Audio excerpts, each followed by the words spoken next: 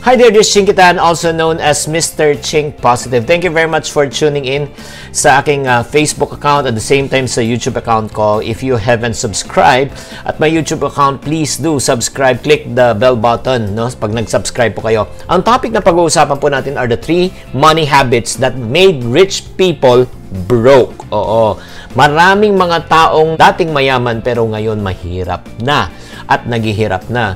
Alam mo, yan ang pag-uusapan po natin ngayon. So, kung kayo interesado kayo sa ganitong topic na ito, please tune in.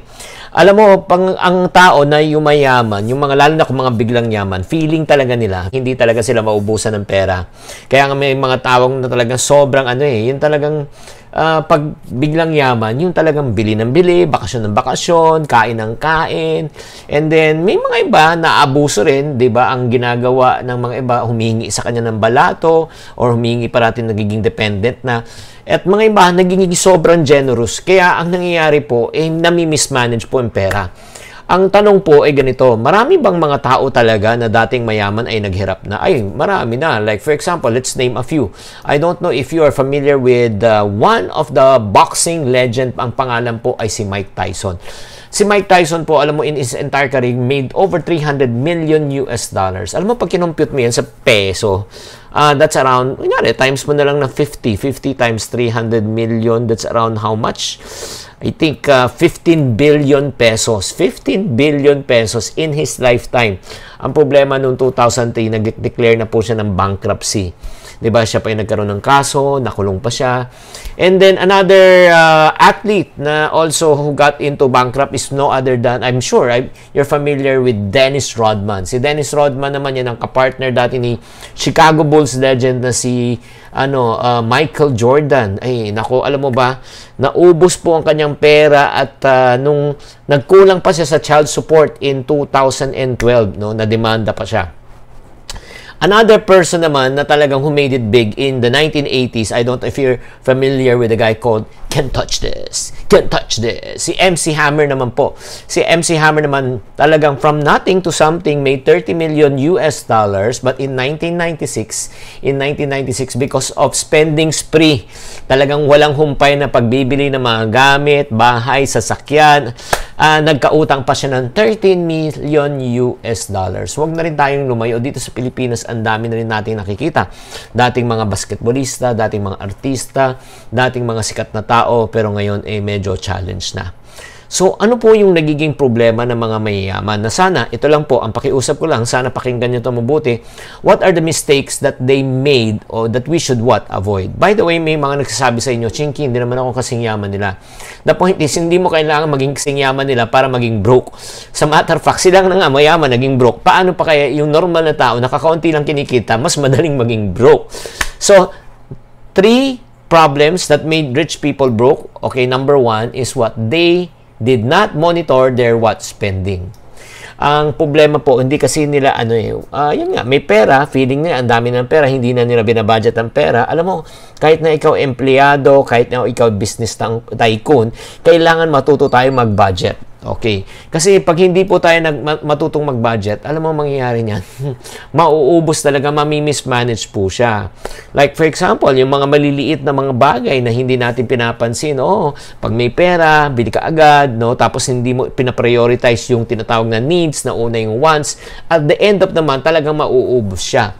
So, it's very important for us to really learn how to budget. Pag hindi tayo matutong mag-budget, maniwala ka, mahirapan tayo.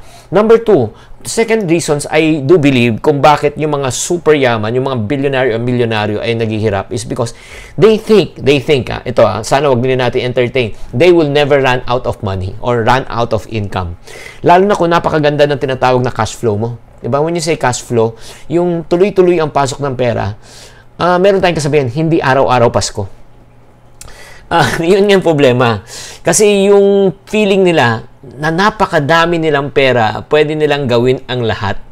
Pero sa totoo lang, ito yung nare-realize ko, in anything in life, may katapusan. Diba? So, very important na kailangan matuto po tayo na habang tayo ay kumikita ng pera, kailangan nag-i-impok po tayo sa ating kinabukasan. You can never think, you please don't ever entertain the idea that you will never run out of money. Okay? And then sa totoo lang, pagka ang ito, hindi natin inayos to. Alam mo, mangyayari niyan. Pag hindi natin inayos to, ang mangyayari niyan, mas madali pa lumabas ang pera kaysa pumasok ang pera. Kahit na kumita ka 100,000 pesos a day. Pero kung ang lifestyle mo, gumagastos ka ng 120 a day, nako, lubog ka pa rin sa utang. And the third major reason why I do believe yung billionaire and rich people go broke is because they make bad investment choices. I've met a lot of mga billionaires also. Yun nga, ang nangyayari niyan, since marami silang pera, medyo nagiging yung parang, no offense meant, no, nagiging confident. So they started to buy properties left and right. They started to invest in a lot of businesses, 'di ba? They spread themselves too thin. So ang nangyayari niyan, ay nako, maniwala ka. Huwag ka lang one time big time. Especially, believe me, when I say one time big time, this is what I've realized, no? And I hope that this will stick in your mind. The bigger you are, the harder you fall. I will repeat, the bigger you are, the harder you fall. So very important po when it comes to investment, no, kailangan po talagang pag-aralan. Huwag kayong magmamadali. You got to be patient.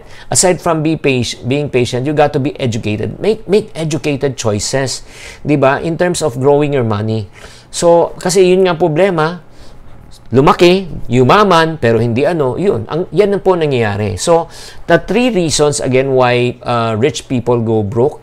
Number 1 reason is because, again, they did not monitor their spending. They don't create a budget kasi nga, ang feeling nila, number 2, they will never run out of money. And then, number 3 is because, yun nga, they make bad investment choices since sobrang liquid sila. I really pray and hope as you watch this video na hindi mangyari yan sa atin, no, personally. And I hope na hindi rin mangyari sa mga taong malalaki ang kinikita ngayon ng mga celebrity. So my question to you right now is this: ikaw mismo, do you want to learn how to preserve the hard-earned money that you have? Gusto mo bang maprotektahan yung pera mo? Gusto mo bang mapalago ang pera mo? Gusto mo pa bang mapadami ang pera mo? Gusto mo bang matutong mag-invest? So if you want to avoid the mistakes of the rich people and you want really to learn how to invest for your future, how to invest for your retirement, let me encourage you and invite you to a very special session on how to retire at 50. How to retire at 50. This special program of mine will teach you all about the knowledge on how to invest in the stock market, how to invest in mutual fund, how to invest in property, how to invest and start your own business. Grabe, ang dami mo talagang pwedeng matutunan sa session na ito. This will help us, number 1, to preserve already kung ano ang kinikita natin. Number 2, kung meron kang extra na income, mapapalago mo pa siya, mapapadami mo pa siya. So in other words, hindi tayo magre-retire na broke and poor na katulad ng mga milyonaryo at bilyonaryo. So if you want to avoid the mistakes, I encourage you to join my session. Maybe you're asking, Chinky, saan siya? Good news, this is video by demand. Anywhere, anytime, any place. Kahit po kayo nasa team abroad, kahit po kayo nasa team province, you'll be able to watch this anytime, anywhere, any place. Okay, all you need to do is just go to this site called chinktv.com. That's chinktv.com right now being typed at the bottom of your screen, chinktv.com. Pwede kayong pumunta doon at pwede kayong mag-enroll video by demand. And good news, pag napanood nyo to, 1 year nyo pwedeng paulit-ulitin.